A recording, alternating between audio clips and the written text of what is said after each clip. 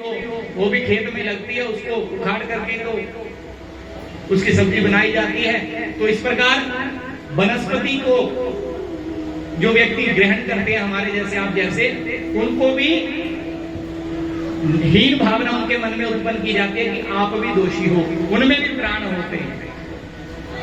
परंतु इसमें एक बात समझने वाली है, हम आप जितने भी लोग शाकाहारी हैं, वो कभी भी डायरेक्ट किसी वृक्ष को काट करके नहीं खाते, हम उस वृक्ष के फल को खाते हैं। और जो फल है वो बाय प्रोडक्ट होता है। महाराज क्या होता है? By product. वृक्ष लगा रहता है, फल तोड़ करके हम खा जाते हैं। ऐसे सब्जी लगी रहती है, भले भिंडी का वृक्ष हो तो भिंडी को उतार लिया जाता है। कोई भी बेल का फल हो तो बेल को काट करके थोड़ी खाते हैं, बेल को जो फल लगता है उसको लेकर के खाते हैं।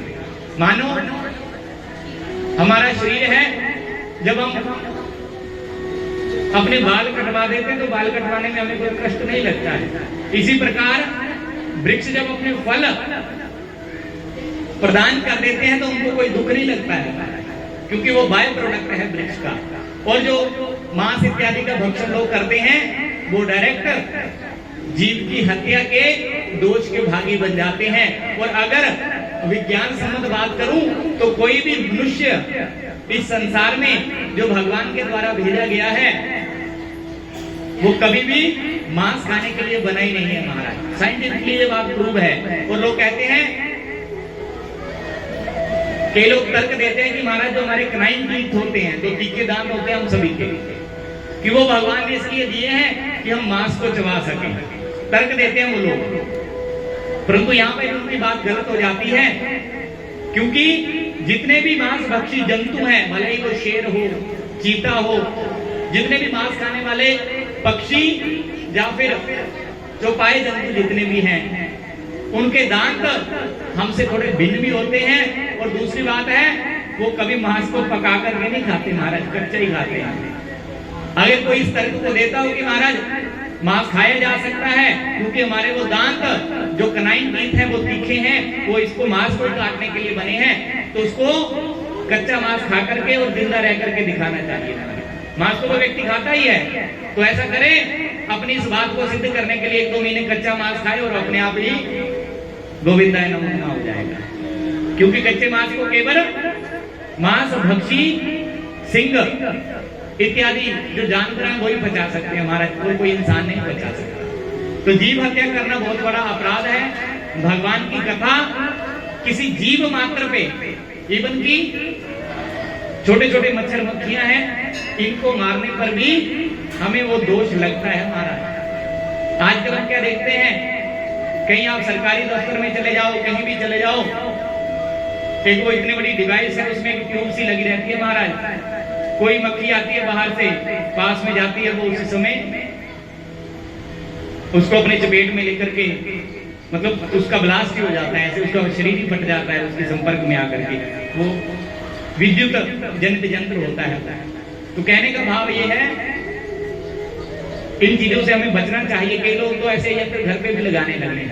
आजकल मैंने देखा वो मच्छर मारने के लिए महाराज एक वो मिलता है, हाँ, वो खेलने वाला होता है ना बच्चों का, रैकेट, ऐसे ही एक इलेक्ट्रिक रैकेट मिलता है। तो मैंने देखा घर पे लोग बेचारे बुजुर्ग भी हो गए हैं, एक हाथ में माला पकड़ी और दूसरे हाथ में लगे हैं ऐसे। तो मैं उनको कहता हूँ, महात्मा जी, ये जो माला पकड़ी है, भगवान का जो नाम ले रहे हो, भगवान ही अपने शास्त्रों में कहते हैं, भगवान के द्वारा प्रदत्त जो ज्ञान है उसमें ये बताया गया है कि जीव मात्र की हत्या से बचना चाहिए।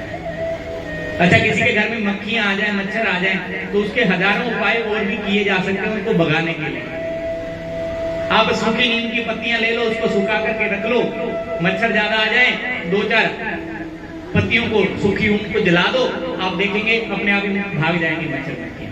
तो ऐसे हजारों तरीके आयुर्वेद में बताए हैं, उनका हम पालन कर सकते हैं जीव हत्या से बचने के लिए। हाँ, जिसके मन में इतनी निर्दयता भर गई हो, वो भले कुछ मर्जी करे, उसको हम कुछ नहीं कह सकते। उसका तो इलाज बाद में फिर यमपुरी में ही होगा महाराज, वो तो नरक की यातनाओं में जाने के लिए तैयार है। कहते हैं, जो इस धरती पर दोष करके, पाप करके, पाप का फल भोगे बिना चला जाता है इस संसार से, ये शरीर छूट जाता है, आयु खत्म हो जाती है, उसको जाकर के नरक की यातनाएं भोगनी पड़ती है महाराज। तो यदि इस संसार में रहकर के अपने जीवन में सुधार कर लें, तब तो कभी नरक का दरवाजा हमें देखना नहीं पड़ेगा। और एक बात बताऊं, महात्मा शब्द का जो अर्थ है, जिसकी आत्मा ही महान है उसको कहते हैं महात्मा। वास्तव में महात्मा लोग बहुत ही महान होते हैं, क्योंकि वो तो अपना अपकार करने के वाले को भी, अपना बुरा करने वालों को भी आशीर्वाद ही देते हैं। कहते हैं मानो ही महताम धनम, जैसे उनको अपना सम्मान प्यारा होता है वैसे ही वो दूसरों का भी सम्मान करते हैं। कोई उनको गाली दे दे तभी वो इस बात की चिंता नहीं करते। अज्ञानी समझ करके, अबुद्धिमान समझ करके, और जिसने कभी सत्पुरुषों की संगत नहीं की, ऐसा व्यक्ति समझ करके क्षमा का दान दे देते हैं महाराज, क्षमा कर देते हैं। अच्छे व्यक्ति के ऊपर तो सारे कृपा करते हैं। कहते हैं महात्मा वो है जो बुरे व्यक्ति को भी सही रास्ते पर आने का एक मौका दे। और जीवन में भगवान के बताए हुए नियम क्या है? पहली है दया। दया की बात आपको मैंने समझाई, जीव मात्र के ऊपर दया। दूसरा है दान। दान पात्र को किया जाता है, कुपात्र को नहीं किया जाता। आजकल लोगों में एक बड़ी असमझ आ गई है। समझ नहीं कहूंगा मैं उसको, असमझ कहूंगा। मूर्खता भी नहीं कह सकता, क्योंकि इस विषय में अभी उन्होंने ज्ञान प्राप्त नहीं किया है, तो असमझ है। किस प्रकार की असमझ है? अगर कोई भिखारी आ रहा है, कोई मंगता आ रहा है, उसको यदि पैसे दे देते हैं, वो समझते हैं कि हमने दान कर दिया। भिखारी के ऊपर दया, मांगने वाले के ऊपर दया की जाती है, दान नहीं किया जाता। शब्दों को आप समझिए। दान कहां किया जाता है? मूर्ति स्थापना हुई, आपने जो इसमें धन दिया वो दान कहलाएगा। दान देने का जो अधिकार है वो अपने से बड़े के लिए है, श्रेष्ठ के लिए है। हम अगर अपने से छोटे को कुछ देते हैं वो दया कहलाएगी, वो दान नहीं कहलाएगा। इसलिए शास्त्रों में दान देने के दो ही मार्ग बताए गए हैं। यज्ञ हो रहा हो, कहीं मूर्ति स्थापना हो रही हो, कुछ धार्मिक काम हो रहा हो, वहां पर दिया गया दान 1 नंबर का दान हो गया। और ऐसा ही 1 नंबर का दान है ब्राह्मण को दिया गया दान। अब आप सोच रहे होंगे कि आचार्य जी स्वयं भी ब्राह्मण परिवार से हैं, तो शायद इसलिए दान की महानता बता रहे हैं। देखिए, ब्राह्मण और अग्नि, यज्ञ अग्नि के द्वारा पूर्ण होता है। कल आप लोग हवन करेंगे, कल ही करेंगे ना महाराज हवन, तो कल हवन होगा। हवन में वैदिक मंत्रों के द्वारा विधि विधान से पहले अग्नि का आवाहन किया जाता है। अग्नि मीले पुरोहितम यज्ञस्य देवम ऋतुबीजम होतारम रत्नधातमम। रत्नगर्भा जो इस धरती है, इस धरती के ऊपर अग्नि देवता का आवाहन करके यज्ञ मंडप में तब आहुतियां दी जाती हैं वेद मंत्रों के द्वारा। भगवान के 2 मुख है महाराज। ये बात बड़ी गूढ़ है, समझने वाली है, नहीं तो लोग कई बार भ्रम में रह जाते हैं। भगवान के 2 मुख है महाराज। कौन कौन से?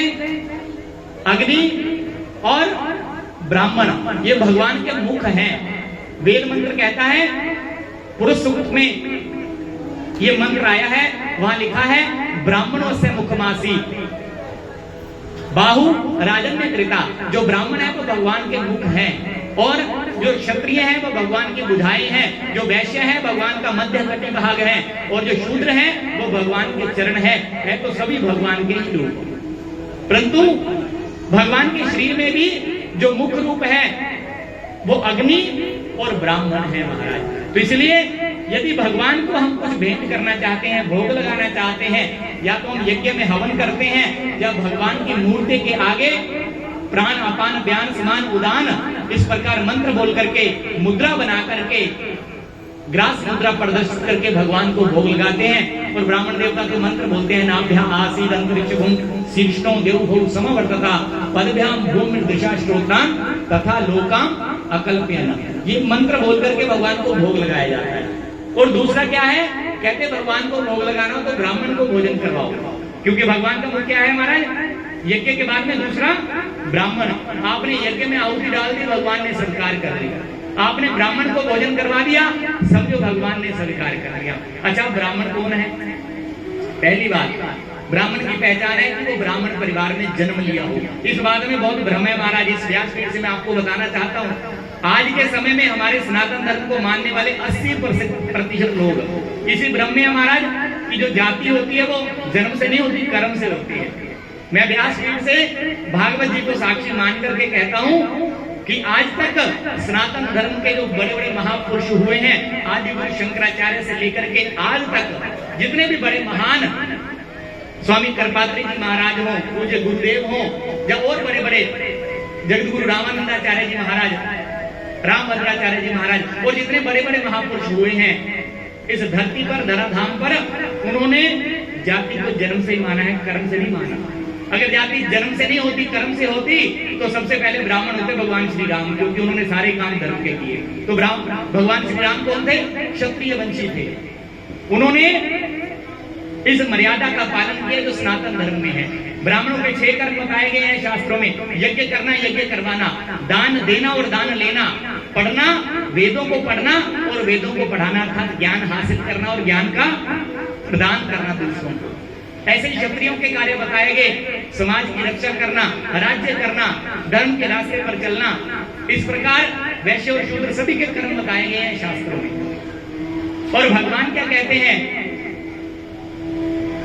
आपने रामचरितमानस पढ़ा होगा, हिंदी में है, अवधी भाषा में है रामचरितमानस। रामचरितमानस में अनेक जगह आता है, विप्र चरण पूजे चले रघुराई। भगवान राम कहते हैं मैं क्षत्रिय वंश में उत्पन्न हुआ हूँ, ये शरीर जो मेरा है ये क्षत्रिय शरीर है। वास्तव में भगवान तो सबके माता पिता हैं, परंतु जब वो लीला करते हैं तो इस सनातन धर्म की मर्यादा के अनुसार चलते हैं महाराज।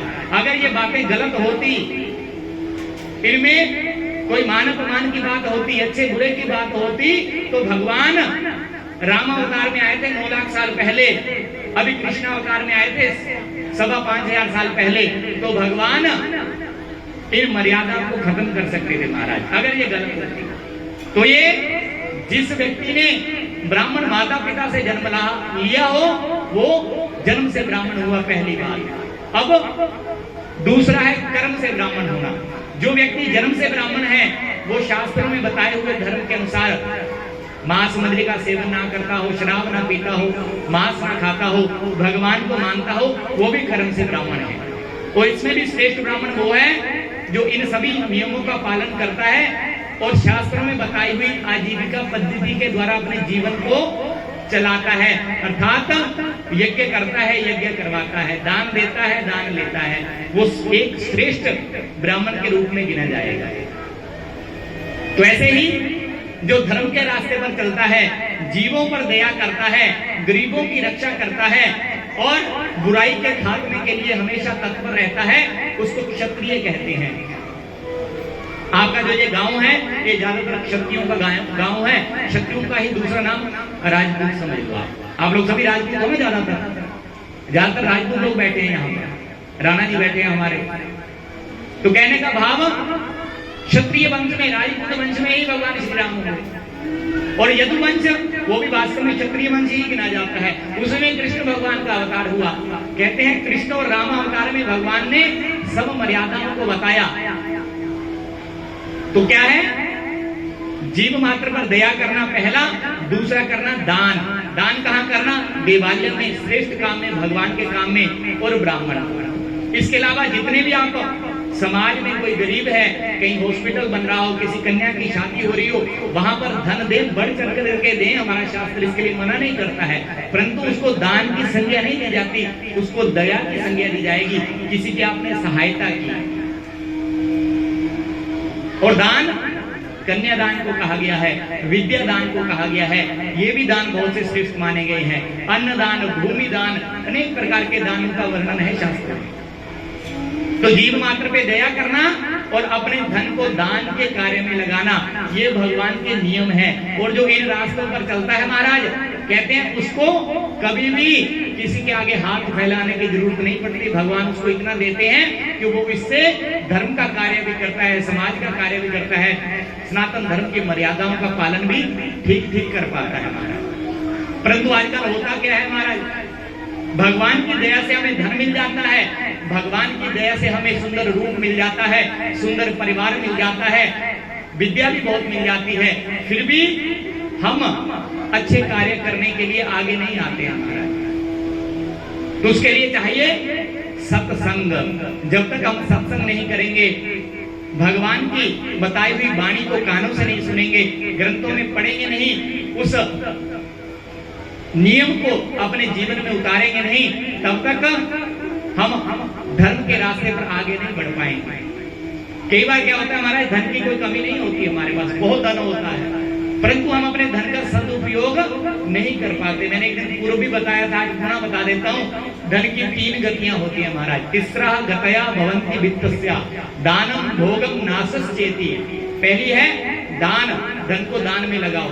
दूसरा, अगर दान नहीं कर सकते तो शास्त्रों ने एक और तरीका बताया है। क्या बताया है? भोग करो। क्या करोगे भोग करने के लिए? बड़ा सा मकान बना लो, बड़ी सी गाड़ी ले आओ, जितना हो सके, जितना पैसा कमाया उसको खर्च करो अपने जीवन में। जितना हो सके अच्छा खाओ, अच्छा पहनो, जितना बढ़िया कर सकते हो अपने लिए उतना अच्छा करो, तब भी ठीक है। ये दूसरी मर्यादा है धन की। तीसरी क्या है? जो व्यक्ति ना तो दान करता है ना अपने लिए भोग करता है, तो तीसरा है नाश।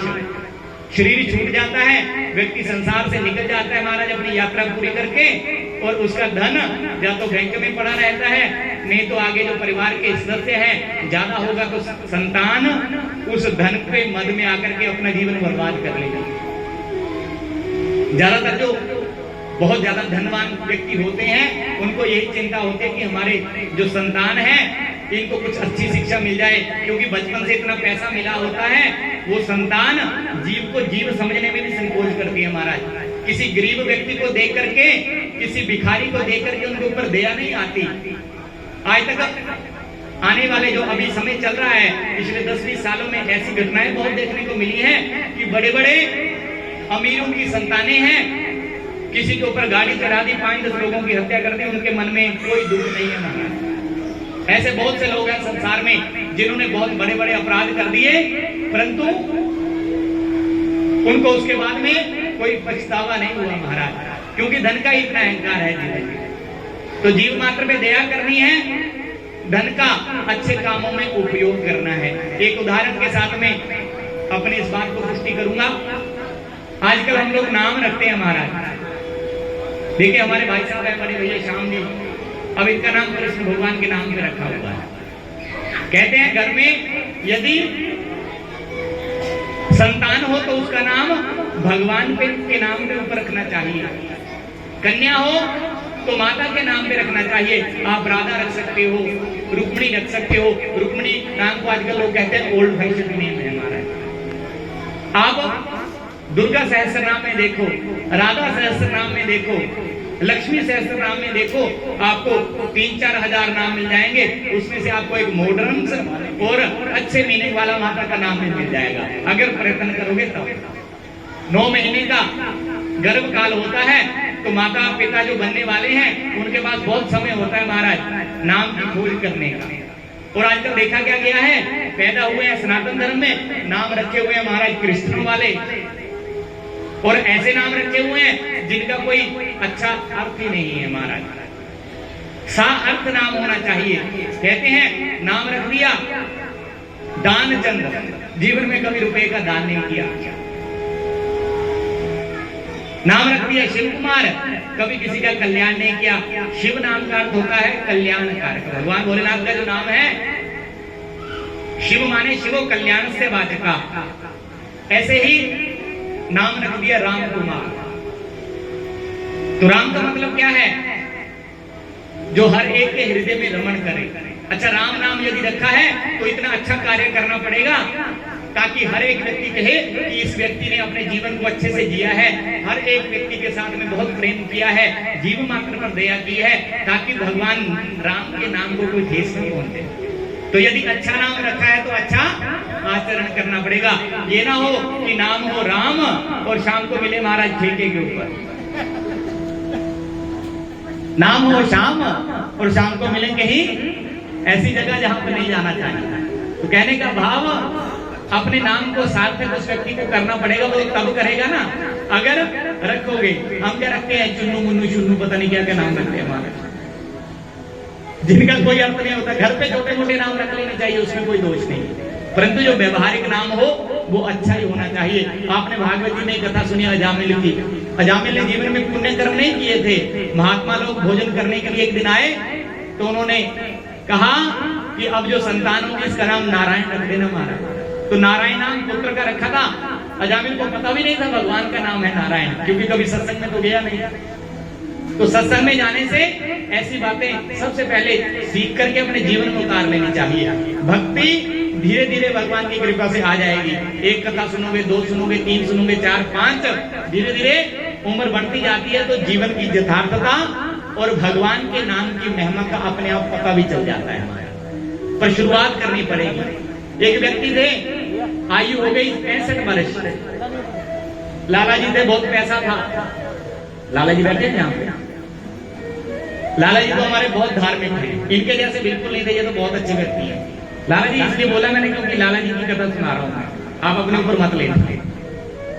तो एक सेठ साहब थे, लाला जी थे, पैसा बहुत था उनके पास। इतना पैसा था कि 2-4 गांव की जमीन खरीद सकते थे, इतना पैसा था उनके पास। जमीन सबसे महंगी है ना आजकल। इतना पैसा था कि गिनती नहीं थी। हमारा चार्टेड अकाउंटेंट रखनी चाहिए उनको गिनने के लिए, इतना पैसा था उनको, अगर उसकी पूरी कैलकुलेशन निकाल ली। तो क्या हुआ, उनकी पत्नी को बड़ी चिंता हुई। अब ये लाला जी थे 65 साल के, पत्नी 8-9 साल छोटी थी। अब विचार करने लगी कि ये सीनियर सिटीजन हो गए हैं और मैं लगभग 1-2 साल में होने वाली हूं। तो वो तो बेचारी धार्मिक स्त्री थी, धर्म का पालन करती थी, एकादशी का व्रत रखती थी, पुण्य का व्रत रखती थी, और भी जो सारे नियम है उनका पालन करती थी सनातन धर्म के। और पति का ध्यान आज तक पैसा कमाने में था महाराज। सुबह दुकान पर जाते लाला जी और शाम तक धन कमाते, आकर के भोजन करते सो जाते, सुबह शाम यही काम, और कोई काम नहीं महाराज। तो पत्नी को बड़ी चिंता हुई, और वास्तव में पत्नी को चिंता होनी चाहिए पति की, क्योंकि पत्नी का क्या नाम है महाराज? धर्म पत्नी। क्या नाम है? जितनी धर्म पत्नियां हाथ खड़े करो, बोले वाहन के प्यारे लाल की, कोई हाथ नहीं खड़े करना महाराज। जो अपनी पति की पत्नियां वो हाथ खड़े करो ऐसे। मुझे लग रहा है मैं थोड़ी इंग्लिश हिंदी तो नहीं बोल रहा हूं, पंजाबी में कहूं, जेड़ी जेड़ी अपने घर वाले ने ब्याहियां वा ना वो हाथ खड़े कर।